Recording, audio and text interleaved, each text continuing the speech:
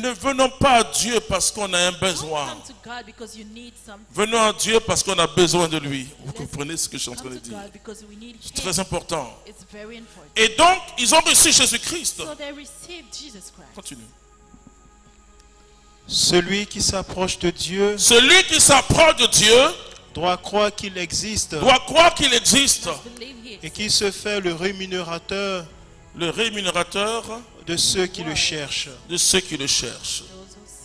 Ça veut dire quoi? Si tu t'approches de Dieu, il faut croire qu'il existe et qu'il récompense ses enfants. Tous ceux qui font confiance à Dieu ne seront jamais déçus. Moi, je vous dis, frères et sœurs, que la foi et la prière, mais c'est la foi qui porte la prière. C'est la foi qui donne à ta prière sa vérité. Et les gens croient qu'il faut prendre un verset de la Bible. Matthieu 7,7. Finalement, il faut que je prie pour ne pas que ce verset me dégoûte. Parce que les commentaires sur ce verset-là ont égaré beaucoup de chrétiens. Matthieu 7,7. Cherchez, vous trouverez. Demandez, l'on vous donnera. Alors frère, Seigneur Dieu, je te demande, je sais que c'est pas ça la foi. Non. C'est pas citer la Bible. C'est vivre la Bible. C'est-à-dire que la parole de Dieu, comme Marie, et la parole est entrée dans le cœur de Marie, et la parole a fécondé Marie, alléluia, par la vertu du Saint-Esprit. C'est-à-dire que c'est pourquoi dans une tradition théologique, on dit Jésus est né par la vertu du Saint-Esprit. Et ce qui va se passer à Marie, c'est que le Saint-Esprit couvre Marie, vient au secours de Marie, de son raisonnement. Elle qui dit, mais comment cela se fera-t-il? Donc le Saint-Esprit se saisit de la parole. Et on parle désormais de Réma, la parole qui féconde l'homme. La parole qui transforme, la parole qui vient et qui touche mon être en profondeur. Et le Réma, ce n'est pas une parole en l'air, mais c'est d'ailleurs ma parole pour moi. Et moi, je vois dans l'exercice de la parole de connaissance. Un jour, j'ai posé une question assez bizarre au Seigneur. Est-ce que je suis obligé de donner cette parole? Et puisque la parole me disait, le Seigneur est en train de guérir une personne. Vous savez, on est tous un peu rationnels. Hein? Alors, le Seigneur m'a conduit à Romains 10, 17. Tu vas lire ça. Et on va évoluer. 10, 17.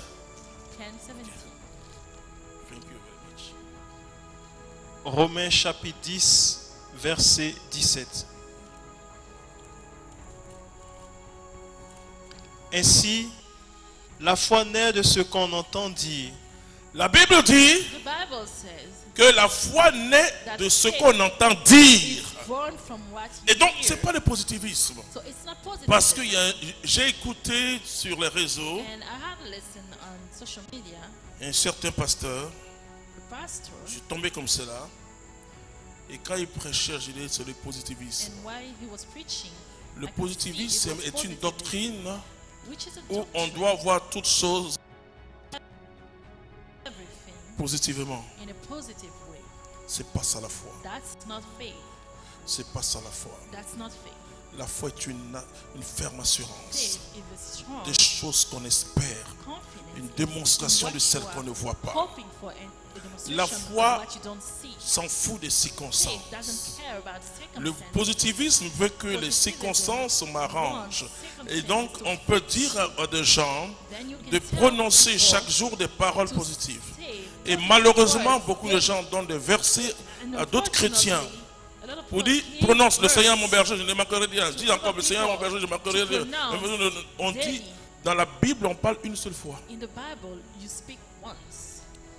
Parce que quand David dit, non, je ne mourrai pas, je vivrai, c'est fini.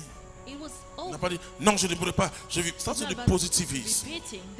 Et dans l'enseignement aujourd'hui, si vous n'avez pas le discernement, vous allez entrer dans cette doctrine pernicieuse. C'est pas ça la foi.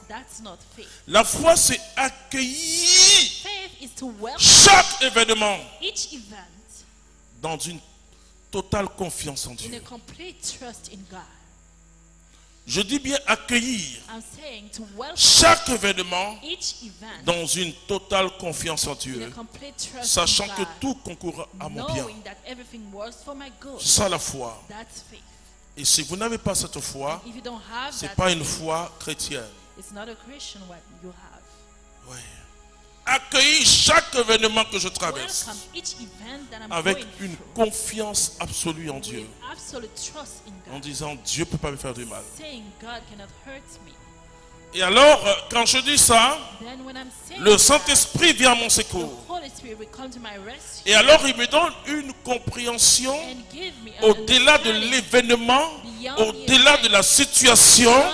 Et je vois que ce que je traverse concourt à ma victoire. Alléluia.